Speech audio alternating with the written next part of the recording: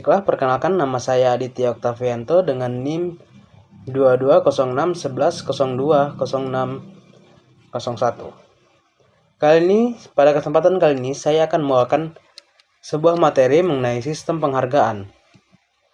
Yang pertama dari bab 16 yang mengenai balance scorecard atau konsep evolusi, perkembangan dan dampaknya terhadap desain SPPM.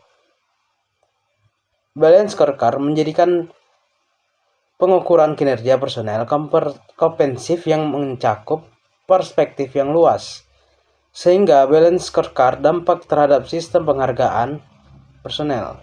Berdampak terhadap sistem penghargaan personel.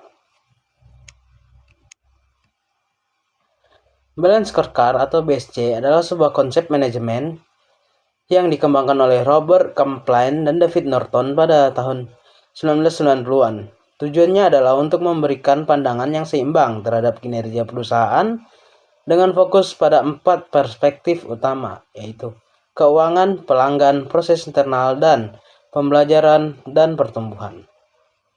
Evolusi perkembangan. Sejak diperkenalkan BSC telah mengalami evolusi signifikan. Awalnya BSC hanya terfokus pada pengukuran kinerja keuangan, tetapi kemudian berkembang menjadi kerangka yang lebih holistik yang mempertimbangkan berbagai aspek kinerja perusahaan. Ini termasuk penambahan perspektif pelanggan untuk kepuasan pelanggan dalam mencapai tujuan organisasi, serta penekanan pada pembelajaran pertumbuhan untuk mendorong inovasi dan pengembangan karyawan.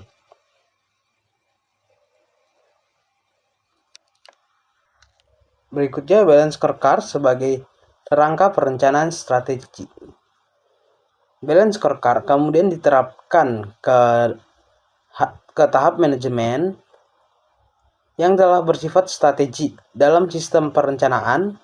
Pengukuran kinerja terjadi pada tahap pengimplementasian rencana. Personel tidak akan dapat dimintai pertanggungjawaban atas kinerjanya jika pada tahap perencanaan personel tersebut tidak merencanakan kinerja masa depan yang hendak diwujudkan. Oleh karena itu, menyusul keberhasilan penerapan balance scorecard di tahun 1992, balance scorecard kemudian diterapkan dalam proses perencanaan strategi. Berikutnya, bab 17, sistem penghargaan berbasis kinerja. Sistem penghargaan berbasis kinerja adalah suatu pendekatan di mana penghargaan insentif diberikan kepada karyawan berdasarkan pencapaian kinerja yang diukur secara objektif. Tujuannya adalah untuk mendorong karyawan mencapai tujuan individu dan organisasi dengan memberikan pengakuan dan insentif yang sesuai. SPBK biasanya melibatkan beberapa elemen, termasuk penetapan tujuan. Karyawan dan manajer bekerja sama untuk menetapkan tujuan yang terukur dan realistis yang harus dicapai. Yang kedua, pengukuran kinerja. Kinerja karyawan dinilai berdasarkan pencapaian terhadap tujuan yang telah ditetapkan dan indikator kinerja lainnya. Yang ketiga, penghargaan dan insentif. Karyawan yang mencapai atau melampaui target kinerja biasanya diberikan penghargaan atau insentif seperti bonus, kenaikan gaji, promosi, atau pengakuan khusus. Yang keempat, umpan balik dan evaluasi. Sistem SPBK juga mencakup umpan balik teratur pada karyawan tentang kinerja dengan evaluasi terhadap keseluruhan sistem untuk memastikan keadilan dan efektivitas. Manfaat dari SPBK termasuk meningkatkan motivasi dan kinerja karyawan, meningkatkan retensi karyawan, memperkuat budaya kinerja yang tinggi, dan mengarahkan upaya karyawan sesuai dengan tujuan organisasi. Namun, implementasi yang efektif memerlukan perencanaan yang cermat komunikasi yang jelas, dan pengukuran kinerja yang akurat. Berikutnya, faktor-faktor penentu kinerja dan definisi kinerja. Model potret Lauren menunjukkan dengan jelas faktor penentu kinerja. Yang pertama, bakat dan kemampuan. Yang kedua, persepsi tentang peran, dan yang ketiga, usaha. Kinerja tinggi dihasilkan oleh personel yang memiliki bakat dan kemampuan, serta memiliki peran yang jelas dalam organisasi. Namun, bakat dan kemampuan serta peran saja tidak cukup untuk menghasilkan kinerja. Untuk menghasilkan kinerja yang tinggi, personel harus dimotivasi untuk berusaha. Usaha atau effort untuk menghasilkan kinerja ditentukan oleh apakah kinerja personel akan digunakan sebagai basis memberikan penghargaan.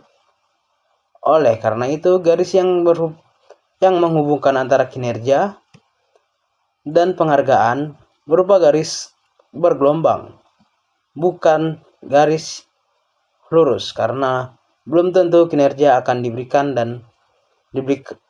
penghargaan.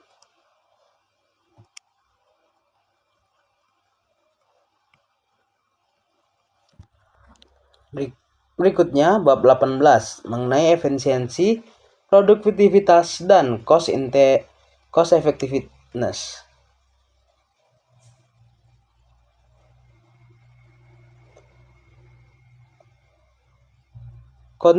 Konsep evolusi, perkembangan, dan dampaknya terhadap desain SPPM dibahas. Perluasan ukuran kinerja personel tidak terbatas pada ukuran keuangan, namun meluas ke ukuran kinerja yang komprehensif. Efisiensi dan produktivitas pernah menjadi ukuran kinerja yang terkenal dalam manajemen tradisional. Pada waktu manajemen lebih memfokuskan perhatiannya ke masalah-masalah inter-perusahaan, efisiensi produk,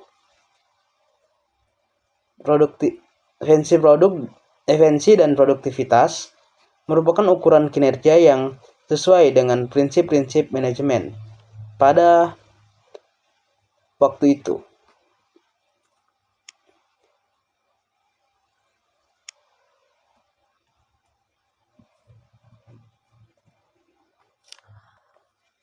Efisiensi mengacu pada kemampuan untuk menggunakan sumber daya secara optimal untuk mencapai hasil yang diinginkan. Ini melibatkan mengurangi pemborosan dan meningkatkan penggunaan sumber daya yang tersedia. Contohnya adalah mengurangi waktu dan biaya yang diperlukan untuk menyelesaikan suatu tugas tanpa mengurangi kualitas hasil. Berikutnya, produktivitas. Produktivitas adalah rasio antara output yang dihasilkan dan input yang digunakan untuk menghasilkan output tersebut. Tujuannya adalah untuk mencapai lebih banyak hasil input yang sama atau lebih sedikit produktivitasnya. Dapat diukur dalam berbagai cara, termasuk output per jam kerja, output per unit modal, atau output per unit tenaga kerja.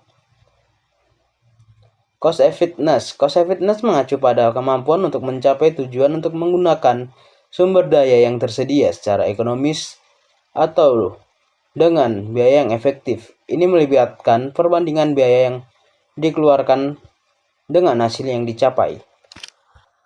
Berikutnya, ukuran produktivitas total dengan mempertimbangkan pertukaran atau trade-off. Jika produktivitas produktivitas pada suatu masukan dinaikkan dengan akibat penurunan produktivitas masukan yang lain, manajemen memerlukan ukuran nilai produktivitas total yang berupa profit linked productivity seperti yang telah diuraikan di atas. Berikutnya, perubahan produktivitas tanpa pertukaran atau trade-off produktivitas. Dalam produksi, suatu produk digunakan berbagai masukan seperti bahan baku, tenaga kerja, modal, dan energi. Ukuran produktivitas total memperhitungkan semua jenis masukan yang digunakan untuk menghasilkan keluaran. Berikutnya pengukuran perubahan produktivitas dengan ukuran produktivitas parsial. Ukuran produktivitas dihitung dalam contoh contoh 1 tersebut tidak menyampaikan informasi apapun jika hanya berdiri sendiri. Agar dapat bermaksud, ukuran produktivitas suatu periode harus dibandingkan dengan ukuran produktivitas periode sebelumnya. Untuk mengukur perubahan produktivitas periode sebelumnya merupakan periode dasar yang ukuran produktivitasnya dipakai sebagai standar untuk mengukur kenaikan dan penurunan produktivitas yang terjadi dalam jangka waktu tertentu. Dengan perubahan lingkungan bisnis didominasi customer, ukuran kinerja yang tidak termasuk komponen customer akan menjauhkan usaha manajemen dan pemuasan kebutuhan customer. Keadaan seperti ini akan menempatkan perusahaan pada posisi berisiko tinggi untuk ditinggalkan customer.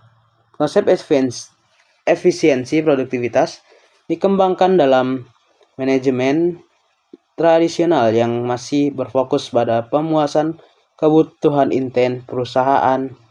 Oleh karena itu, konsep pengukuran kinerja ini tidak sesuai jika diterapkan dalam perusahaan yang memasuki lingkungan bisnis yang di dalamnya customer memegang kendali bisnis.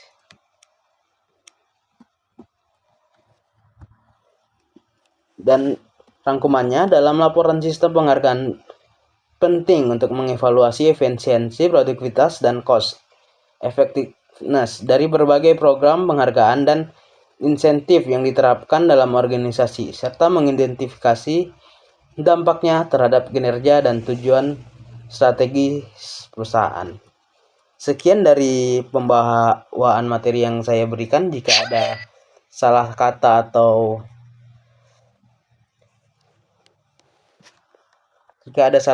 salah ucap, saya sampaikan minta maaf, dan sekian dari pembahasan yang saya bawakan. Terima kasih.